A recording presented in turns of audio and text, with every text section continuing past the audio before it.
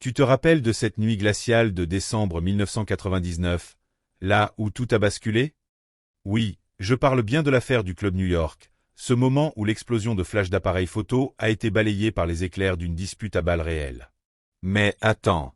Avant de foncer droit dans le feu, demande-toi, et si tout ce qu'on croyait savoir sur Didi, Gilo et Shyne n'était qu'une façade savamment polie? Si la vraie histoire se cachait dans les couloirs sombres que personne n'a jamais osé explorer?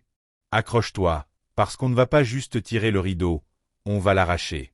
Je me souviens encore du grondement des basses dans la file d'attente. Les manteaux de fourrure se heurtaient aux blousons de cuir, la fumée de cigarettes dessinait des halos autour des néons bleutés.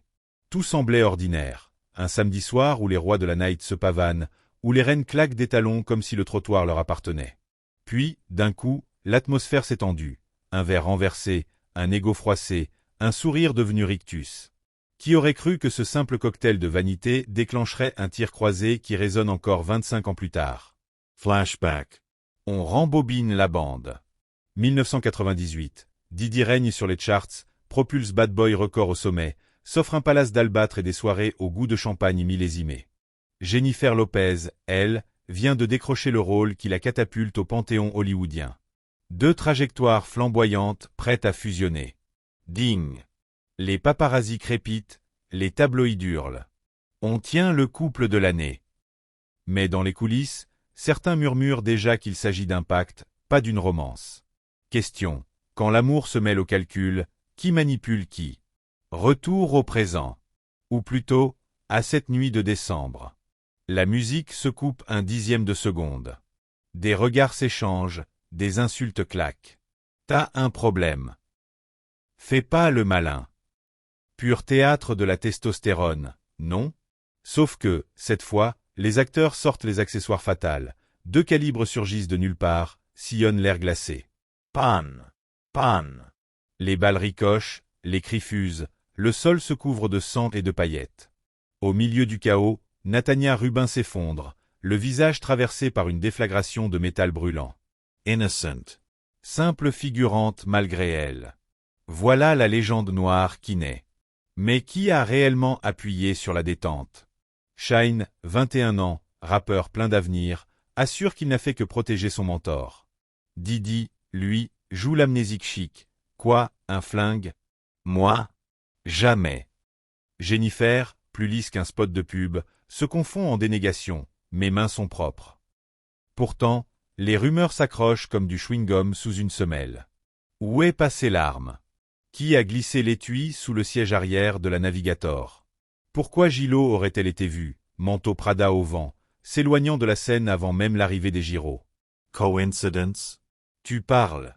Avance rapide, tribunal, juré hypnotisé, procureur moustachu qui brandissent des photos floues. Shyne prend 10 ans. Didi, non coupable. Jennifer, charges abandonnées. Rideau. Mais, attends. Seriously? 10 ans pour le padawan, 0 pour le maître? Pourquoi les tests balistiques sur Didi auraient-ils disparu? Pourquoi les mains de Gilo n'ont-elles jamais été frottées pour détecter la poudre? Et surtout, comment a-t-on pu laisser Natania, défigurée à 19 ans, se débrouiller avec ses cicatrices pendant que les studios de télé banquaient des millions sur des dramatisations glamour? Tout cela sonne faux, non? Allez, fais un saut dans le temps. 2004, Shyne, fraîchement condamné, rumine derrière les barreaux pendant que les soirées Oscar s'enchaînent à Beverly Hills.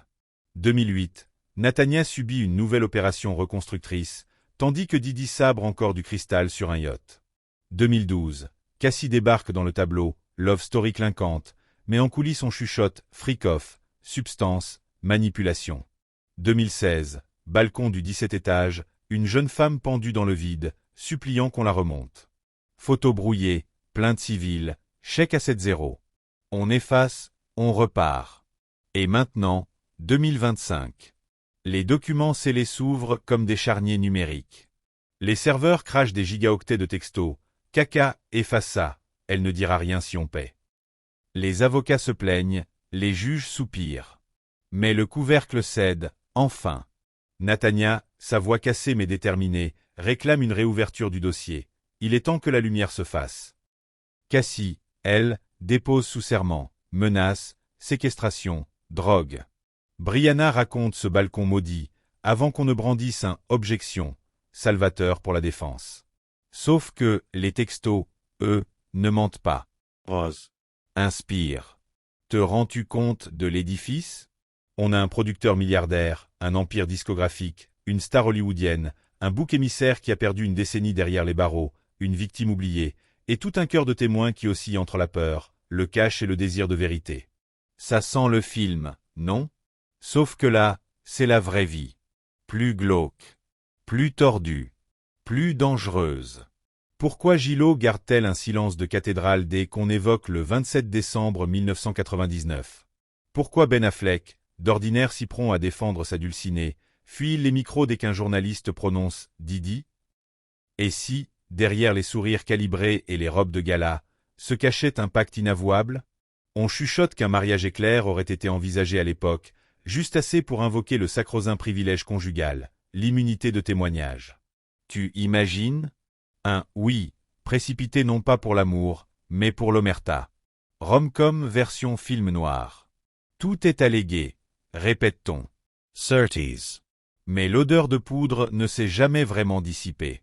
Regarde les bruissements sur les réseaux. Des voix s'élèvent, rappellent les ambulances déjà stationnées devant le club, l'air glacé qui a stoppé Natania dans sa fuite, les protégés de bad boy qui reçoivent des appels nocturnes, soit loyaux ou soit muets. Qui tire vraiment les ficelles? Tienes, parlonsen, cine. Il a pardonné, dit-il, pour sauver son âme. Mais chaque interview laisse transparaître la morsure. Il m'a détruit. De l'autre côté, Didi clame, tout faux. Pour lui, ses récits de balcon et de chantage sont de pures élucubrations. Pourtant, son carnet de chèques saigne chaque fois qu'une plainte émerge. Si ses souvenirs sont si mensongers, pourquoi tant d'arrangements confidentiels? Rembobinons une fois encore. Flash rapide, reportage TV, reconstitution cheap, acteur au regard de soap-opéra. On t'a vendu une histoire de jalousie ordinaire. Mais on a oublié de parler des pressions policières, des enveloppes, des passe-droits. On a égaré les enregistrements de vidéosurveillance, détruit des vêtements imbibés de résidus.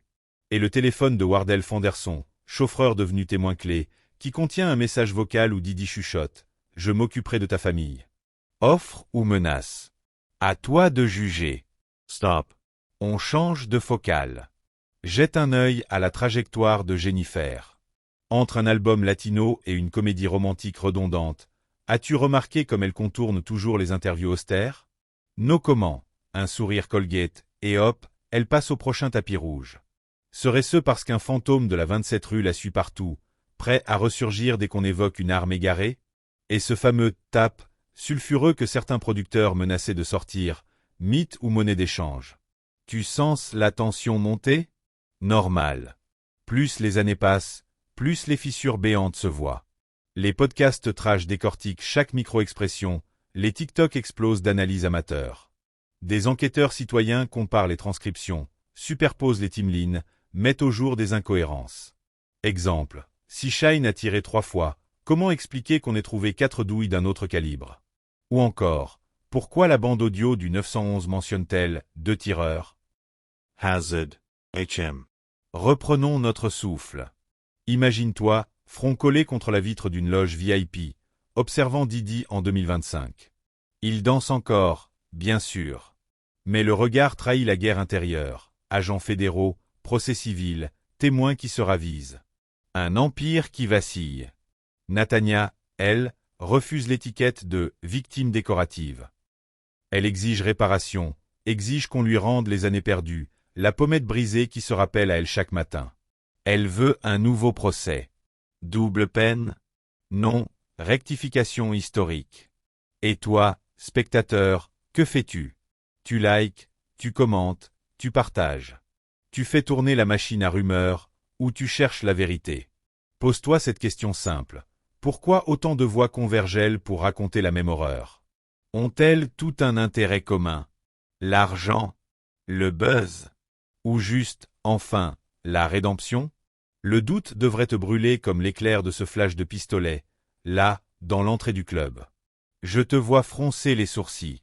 Tu te dis, mais si Didi est coupable, Gillot aussi. Et si Shine a menti, qui le lui a ordonné? Qui a payé pour que les traces de poudre disparaissent? Pourquoi la police a-t-elle relâché Jennifer en un clin d'œil alors qu'un autre témoin hurlait qu'elle détenait l'arme? Mystère. Ou, plus exactement, magouille. Tu peux retourner chaque pierre, tu trouveras une empreinte de diamant. N'oublie jamais ceci, dans les coulisses du showbiz, la loyauté se paie au prix fort. Tu refuses, on t'efface, on réduit ta carrière à néant. Shine l'a compris derrière les barreaux. Cassie l'a compris derrière des portes d'hôtels verrouillées. Nathania l'a compris lorsqu'on l'a laissée seule avec ses cicatrices. Et Jennifer? Peut-être qu'elle a compris le soir où l'ombre de Didi s'est projetée sur le mur de sa loge, chuchotant « Souviens-toi, nous savons ce qui s'est vraiment passé. » Mais attends, il y a plus sombre encore. Imagine que certaines bandes vidéo de la nuit du drame existent toujours, planquées dans un coffre high-tech. On murmure qu'elles montrent un enchaînement différent. Un second tireur, une main féminine qui glisse l'arme dans la voiture, un tour de passe-passe orchestré par un agent de sécurité. Tu frissonnes? Tu devrais. Car si ces images sortent, c'est tout un PAN de l'histoire du hip-hop qui s'effondre. Les trophées brillants, les refrains entêtants, tout ça saupoudré de poudre, pas seulement scintillante. Et alors, me diras-tu, pourquoi maintenant? Parce que, mon cher, le temps est un révélateur redoutable. Les NDA expirent. Les témoins vieillissent, la conscience pèse. Les love stories volent en éclats, et avec elles les pactes du silence. Ben Affleck, paraît-il, a déjà vu assez de douches glaçantes dans ses thrillers pour flairer l'odeur du mensonge. Serait-ce pour ça qu'il s'éloigne lentement, regard fuyant, main dans les poches? Rebecca Menkins. 2025, tribunal fédéral de Manhattan. Les murs tremblent tant les caméras se pressent. Sur le banc, Didi, costume sur mesure, lunettes miroir. Il plaide non coupable pour trafficking, agression, extorsion. Dans les rangs, Cassie fixe le sol, elle connaît la couleur de ses hôtels, la musique sourde des menaces. Brianna se tient droite, elle a senti le vide sous ses pieds, le vent des 17 étages manquait de l'emporter. Nathania, elle, garde la tête haute malgré la tôle qu'on lui a volée. Je ne suis pas fini. L'avocat de Didi s'avance, cravate serrée. Mesdames et messieurs, le gouvernement va vous noyer sous des histoires d'il y a 20 ans. Rien ne prouve que mon client est tiré. Rien ne prouve qu'il ait pendu quelqu'un au-dessus d'un balcon. Mais sur l'écran géant, les textos défilent. Il était ivre, on va arranger ça. Dis-lui qu'elle aura sa compensation. Efface les photos. Boum. L'assistance retient son souffle. Tout est-il joué? Pas encore. Les avocats hurlent objection. Les juges fulminent, maintenant, ça suffit. Les journalistes tweetent plus vite que leur ombre.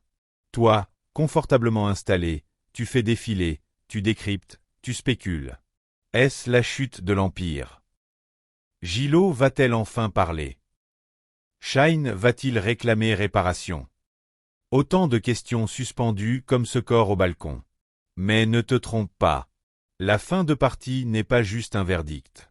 C'est la question morale. Combien vaut la vérité? Pour Nathania, elle vaut une vie refaite, un miroir où se regarder sans voir l'ombre d'une balle. Pour Cassie, elle vaut la paix de dormir sans lampes allumées. Pour Shine, elle vaut un nouveau souffle, loin du sceau d'infamie. Et pour Didi, peut-être vaut-elle moins qu'un empire bâti sur un mensonge. Alors, préservera-t-il son trône ou finira-t-il par l'échanger contre une cellule capitonnée?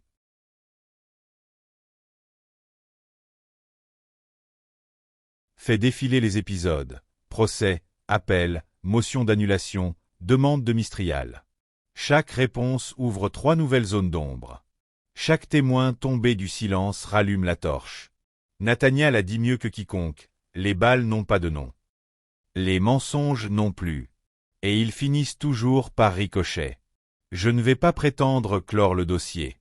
Je ne suis pas le jury, encore moins le juge. Mais je te tends un miroir.